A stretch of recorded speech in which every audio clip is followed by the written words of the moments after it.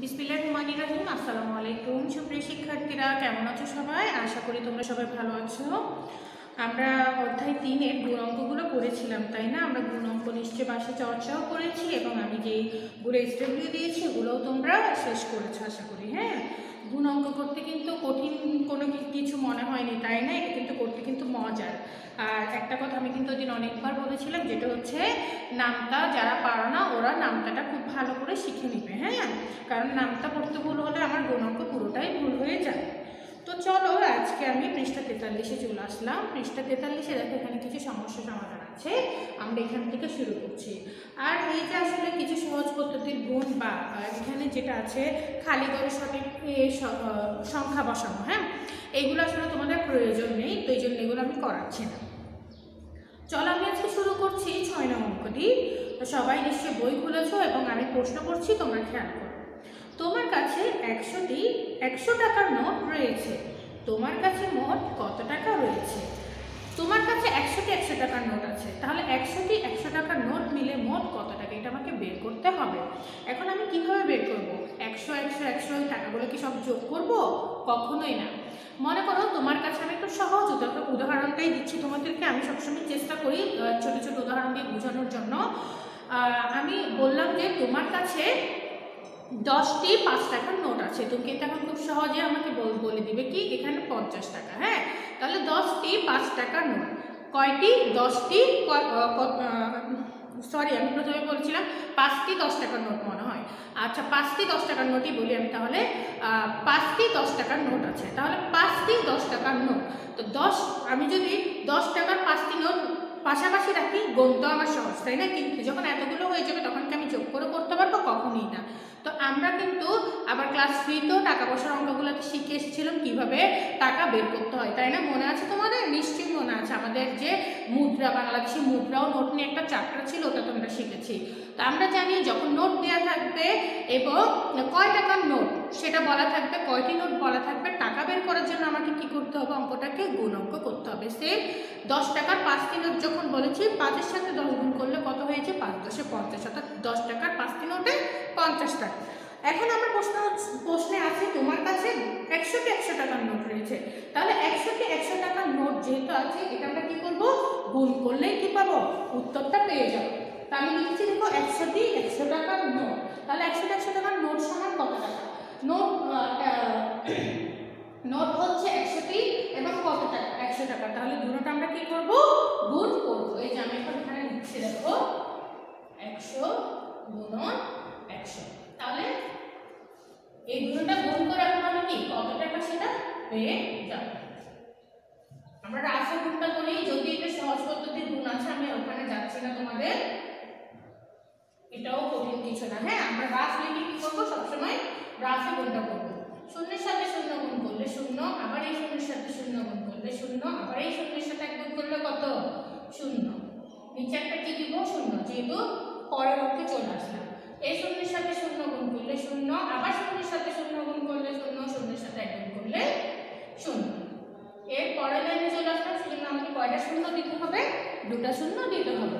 তারপর 1-এর সাথে 0 গুণ করলে 0, আবার 1-এর সাথে 0 গুণ করলে 0, 1-এর সাথে 1 গুণ করলে কত? 1, তাই না? এখন আমরা কি করব? যোগ করব।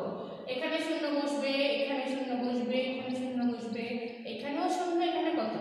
1। তাহলে একক, দশক, শতক, হাজার পর্যন্ত আমরা কত পেয়ে গেলাম? 10,000 টাকা।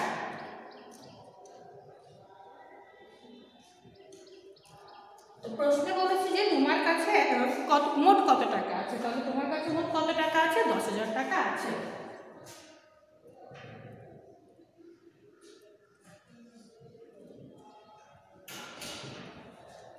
তো অঙ্কটা তোমরা আশা করি বুঝতে পেরেছি, তুলে নাও, তারপর আমি পরের অঙ্কে চলে যাচ্ছি। হ্যাঁ,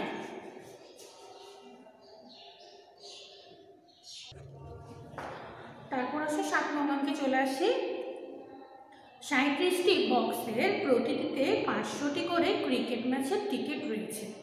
বাক্সগুলোতে মোট কতটি টিকিট রয়েছে?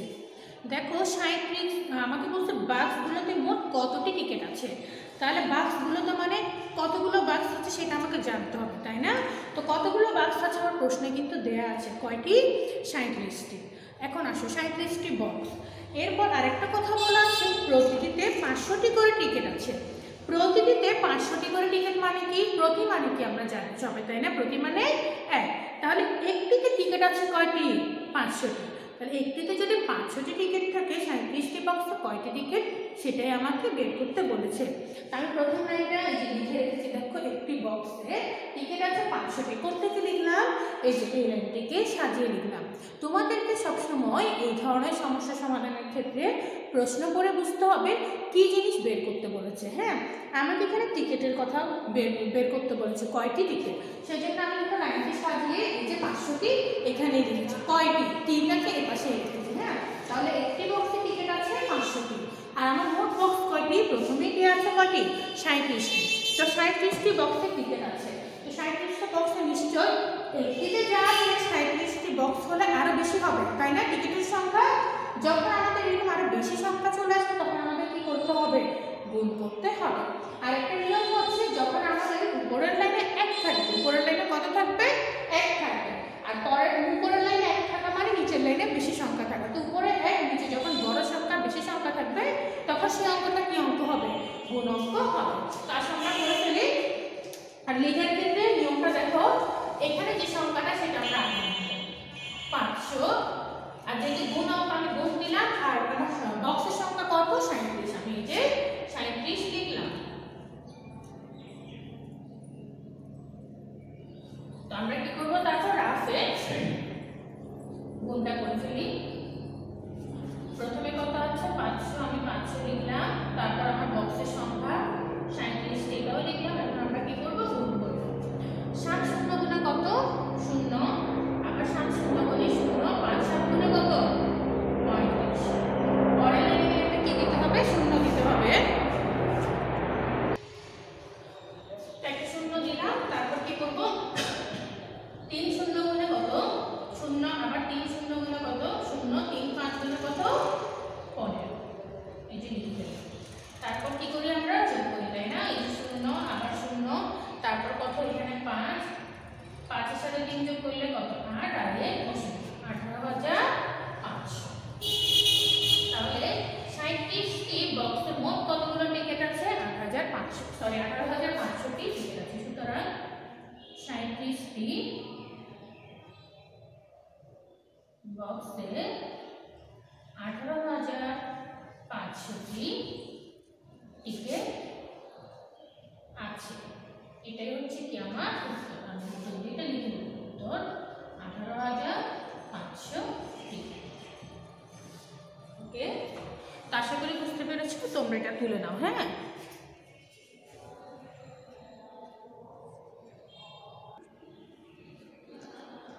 তারপর আমি 10 নং অঙ্কে চলে যাচ্ছি। 8 আর 9 নং অঙ্কটা আমি তোমাদেরকে ক্লাসের শেষে বুঝিয়ে দেবো। হ্যাঁ, 10 নং অঙ্কে চলে আসি।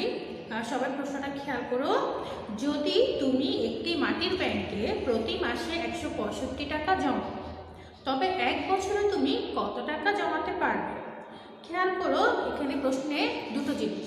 প্রশ্নে বলা আছে প্রতি মাসে 165 টাকা জমা। আবার আমার যেটা বের করতে বলেছে সেটা হচ্ছে 1 বছরে কত টাকা জমাতে পারবে। হ্যাঁ, তাহলে এখানে মাস আর এখানে বছর। তাহলে আমাকে খেয়াল রাখতে হবে, আমি যখন অঙ্ক করবো আমার দুটো জিনিসই উপরের লাইনের সাথে নিচের লাইনের কথাটা মিল থাকতে হবে। যেমন আমি একটু আগে যে অঙ্কটা করেছিল ওখানে কি ছিল?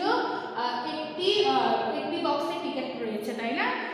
সেমভাবে 37টি বক্সে টিকিট রয়েছে, অর্থাৎ উপরের সাথে নিচের লাইনটা আমরা মিলিয়ে লিখেছিলাম। এখন আমার এই অঙ্ক হচ্ছে প্রতি মাসে। তাহলে আমি যদি লিখি 1 মাসে টাকা জমাই 165 টাকা, সুতরাং 1 বছরে টাকা জমাই, তাহলে 1 মাস আর 1 বছর কখনোই আমি এভাবে অঙ্ক করতে পারবো না।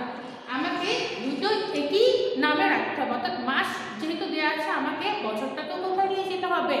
মাসে নিয়ে যেতে হবে। আশা করি বুঝতে পেরেছো লাইনটা। তো আসলে যেহেতু আমার মাস আর বছর আছে, তো আমাকে কি লিখতে হবে? আমরা জানি কি 1 বছর সমান কত মাস? আমরা জানি নাকি জানি না? বলো তো, নিশ্চয় আমরা সবাই জানি। আমরা জানি 1 বছর সমান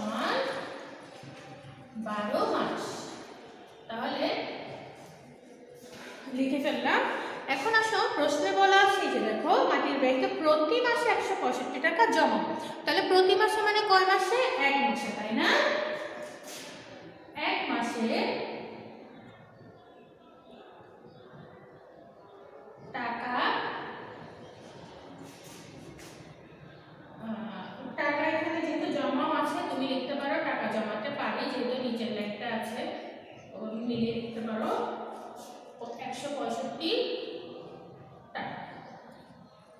আর যেহেতু প্রশ্ন আমার বলা আছে এক বছরে, তো আমি তো এক বছর আর এখানে লিখতে পারবো না, তাই না? কিন্তু মাস থেকে বছর আমি অঙ্কভাবে করতে পারি না। এক বছর সমান কত মাস আছে? 12 মাস। সেই জন্য 12 মাস লিখলে আমি এক বছরের টাকা পেয়ে যাবো। সুতরাং 12 মাসে টাকা জমাতে পারি। হ্যাঁ, তাহলে 12 মাসে নিশ্চয়ই আমি এক মাস থেকে আরো বেশি টাকা জমাতে পারবো। তো ওভাবে অঙ্ক হলে আমি বলেছি যখন বেশি বের করতে হবে তখন আমার কি করতে হবে? গুণ করতে হবে, তাই না? অর্থাৎ প্রথম লাইনে এক, পরের লাইনে বেশি সংখ্যা থাকা মানে অঙ্কটা কি অঙ্ক হওয়া? গুণ অঙ্ক হওয়া। তো আমি উপর থেকে 165টা দেখে দেখে লিখে ফেললাম এবং গুণ চিহ্ন দিলাম। আমার এখানে কত মাস আছে? 12 মাস। এই 12 মাসটা আমি লিখব। আসো রাফটা করি।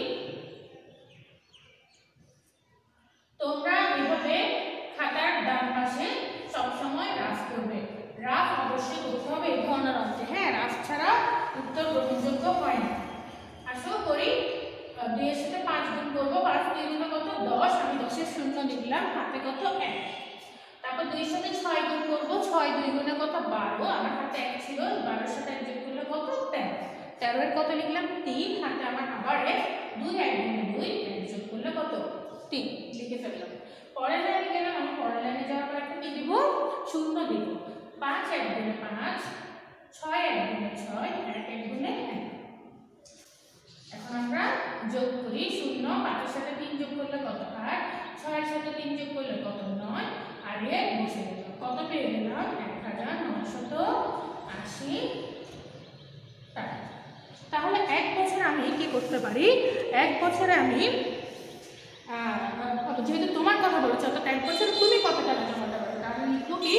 এক বছরে আমি 1900 টাকা জমাতে পারি। সুতরাং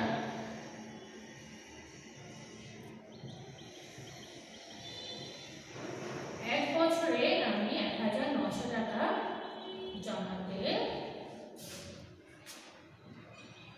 পারবো। হ্যাঁ, এটাই হচ্ছে আমার উত্তর। 1980 টাকা।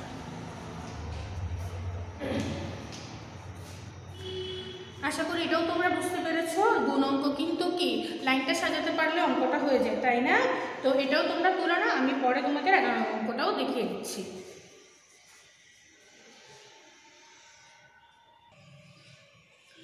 চলো এবার আমরা 11 নম্বর অঙ্কে চলে আসি। সেলিম তার মুরগির খামার থেকে 185টি মুরগি বিক্রয় করলেন। তিনি প্রতিটি মুরগির জন্য 275 টাকা করে পেলেন। সেলিম মুরগি বিক্রি করে মোট কত টাকা পেলেন? খেয়াল করো, মুরগির খামার আছে একজনের, তার নাম হচ্ছে কি সেলিম। ওখান থেকে উনি কয়টি মুরগি বিক্রি করলেন? 185টি মুরগি বিক্রি করলেন। তিনি প্রতিটি মুরগির জন্য 275 টাকা করে পেলেন। তাহলে প্রতিটি মানে কয়টি? একটি, তাই না? একটি মুরগি বিক্রি করে উনি কত টাকা পেলেন? 275 টাকা। প্রশ্নে বলেছে সেলিম মুরগি বিক্রি করে মোট কত টাকা পেলেন। তাহলে মুরগি বিক্রি করে উনি মুরগি কয়টি বিক্রি করেছিলেন? এটা আমার প্রশ্নেই আছে, তাই না? 185টি। আর একটি মুরগির জন্য যেহেতু 275 টাকা করে পেলেন, সবগুলো মুরগি বিক্রি করে কত টাকা পেলেন সেটা আমরা এই লাইনটা থেকেই এখন বের করবো। তো আমি প্রশ্নটার লাইন থেকে সাজিয়ে লিখলাম। দেখো, এই যে প্রতিটি মুরগির জন্য 275 টাকা করে পেলেন, যে লাইনটা আছে সেটাকে আমি সাজিয়ে লিখলাম কি একটি মুরগি বিক্রি করে পেলেন 275 টাকা। আর কয়টি মুরগি বিক্রি করেছিলেন? 185টি, যেটা আমার প্রথম লাইনে আছে। সুতরাং 185টি মুরগি বিক্রি করে পেলেন। তাহলে এখন অঙ্কটা কি হবে? গুণ অঙ্ক, তাই না? যেহেতু একের থেকে বড় কিছু বের করা মানে কি করা? গুণ করা। তো আমি সাজিয়ে লিখেছি, জাস্ট এখন আমরা রাফে কি করবো? গুণটা করবো। তো 5 5 গুণে কত আমরা জানি? 25, তাই না? 25 এর 5 হাতে কত আছে? 2। 5 7 গুণে কত? 35। আমি হাতে 2টা যোগ করলে কত? 37। 37 এর 7 হাতে কত আছে? 3। 5 2 গুণে 10, 3 যোগ করলে কত হয়ে যায়? 13। পরের লাইনে আসলাম, একটা শূন্য দিলাম। 5 8 গুণে কত? 40। 40 এর 0 হাতে আছে কত? 4।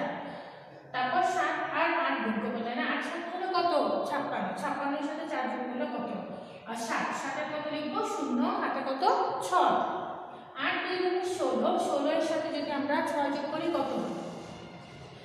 22। কত লিখবো? 22। পরের লাইনে চলে আসলাম, এই জন্য দুটো শূন্য দিলাম। 5 1 গুণে 5, 7 1 গুণে 7, 2 1 গুণে 2। এখন কি করব? আমরা যোগ করব। এই 5 বসে গেল, এখানে 7 বসে গেল, এখানে 5 আর 3 যোগ করলে কত? 8। আর এখানে 7 এর সাথে 2 যোগ করলে কত? 3। 3 এর সাথে 7 যোগ করলে কত? 10। 10 এর 0। আমার হাতে কত আছে? 1, তাই না? 2 এর সাথে 2 যোগ করলে 4, 1 যোগ করলে কত? 5। 50,875 টাকা। তাহলে সেলিম মুরগি বিক্রি করে কত টাকা পেল? সুতরাং সেলিম মুরগি বিক্রয় করে 50,875 টাকা পেল। এটাই হচ্ছে আমার উত্তর, 50,875 টাকা। হ্যাঁ, এইভাবে লাইনটা সাজিয়ে কিন্তু উত্তরটা লিখতে হয়। হ্যাঁ, তো আশা করি আজকের অঙ্কগুলো তোমরা বুঝতে পেরেছো। গুণ অঙ্ক সব একই রিলেটেড, এই জন্য আমি একই সাথে আসলে সব করিয়ে দিয়েছি। যে কটা করে নেই ওগুলোই তোমাদের স্টেপ দিয়ে দিচ্ছি, এবং আমি প্রশ্নটা লাইনগুলো বুঝিয়ে দিচ্ছি কীভাবে করতে হবে। তো এই স্টেপ দিয়ে থাকছে পৃষ্ঠা 43-এ। কত কত আমরা করিনি? আমরা করিনি 8, 9 এবং 3। শেষের অঙ্কটা 8, 9, 12। হ্যাঁ, 8, 9, 12 নং কি? HW। তো ওগুলো আসলে এই অঙ্কগুলোর মতোই, জাস্ট লাইনটা সাজাতে পারলে তোমরা করতে পারবে। আমি একটু করে দিচ্ছি। হ্যাঁ, 8 নম্বর অঙ্কটা খেয়াল করো। রহিমা সেলাই করে প্রতিদিন 125 টাকা উপার্জন করেন। তিনি 25 দিনে কত টাকা উপার্জন করেন? তাহলে প্রতিদিন উপার্জন করেন 125 টাকা। প্রতিদিন মানে কয়দিন? একদিন। তাহলে একদিন উপার্জন করেন 125 টাকা, সুতরাং 25 দিন উপার্জন করেন। তো দুইটা লাইন হয়ে গেল, তারপর গুণ করে আমরা অঙ্কটা বের করব। এরপরে 9 নম্বরে আসি। তোমার কাছে প্রতিটি 230 মিটার লম্বা 15টি রশি রয়েছে। যদি তুমি 15টি রশি এক লাইনে রাখো তবে পুরো রশির লম্বায় কত মিটার হবে? অর্থাৎ তোমার কাছে 15টি রশি আছে, প্রতিটির দৈর্ঘ্য হচ্ছে কত? 230 মিটার। প্রতিটি হচ্ছে 230 মিটার লম্বা। তাহলে সবগুলো একই লাইনে রাখলে লম্বায় কত হবে এটাই বের করতে বলেছে। তাও সেই অঙ্ক, যেহেতু প্রতিটি বলা আছে। তো আমরা লাইনটা সাজিয়ে লিখতে পারি কি? একটি রশির দৈর্ঘ্য 230 মিটার, অথবা একটি রশি লম্বায় 230 মিটার। তারপর নিচে সুতরাং 15টি রশির দৈর্ঘ্য বা 15টি রশি লম্বায়। উপরের লাইনটা যেভাবে লিখবে নিচের লাইনটা সেমভাবে ডট ডট দিলেই হবে, তারপর গুণ করে ফেলবে। এভাবেই শেষ। তারপর হচ্ছে 12 নাম্বার। একটি খাতা প্রস্তুত করতে 78টি কাগজের প্রয়োজন। সুতরাং এরূপ 955টি খাতা প্রস্তুত করতে তোমার কতটি কাগজের প্রয়োজন হবে? যেহেতু একটি খাতা প্রস্তুতের কয়টি কাগজ আছে? একটি খাতা প্রস্তুত করতে কাগজের প্রয়োজন 78টি, সুতরাং 955টি খাতা প্রস্তুত করতে কাগজের প্রয়োজন। জাস্ট পরের লাইনটা আমরা ডট ডট দিয়ে লিখে ফেললে, গুণ করলে কি আমার কাছে, শুধু লাইনটাকে সাজিয়ে একটু সুন্দর করে লিখবে, এটাই হচ্ছে কাজ। আর গুণ অঙ্ক পারলে বা নামতা পারলে অঙ্কটা কি আর ভুল হওয়ার কোনো কথা নয়। তো তোমাদের এই দিকটা SW থাকছে 8, 9 এবং কত পারো। তারপরে যদি করতে কোনো সমস্যা হয় অবশ্যই আমাকে জানাবে। পরের ক্লাস ইনশাল্লাহ আবার তোমাদের সাথে দেখা হবে। সেই দিন আমরা কি করব? আমরা সবাই লেসন প্ল্যান নিশ্চয়ই সংগ্রহ করেছি, তাই না? আমাদের প্রথম শ্রেণী অভিজ্ঞায় অধ্যায় আছে, অধ্যায় 1, 2 এবং 3। তো 1, 2 এবং 3-এর বইয়ের অঙ্কগুলো আমি শেষ করেছি। নেক্সট ক্লাসে বসার সময় তোমরা হাতে লেসন প্ল্যানটা নিয়ে বসবে, কারণ আমি ওই দিন লেসন প্ল্যান থেকে তোমাদের যোগ্যতা ভিত্তিকগুলো দেখিয়ে দিব। তো ভালো থেকো সবাই, ধন্যবাদ সবাইকে, আল্লাহ হাফেজ।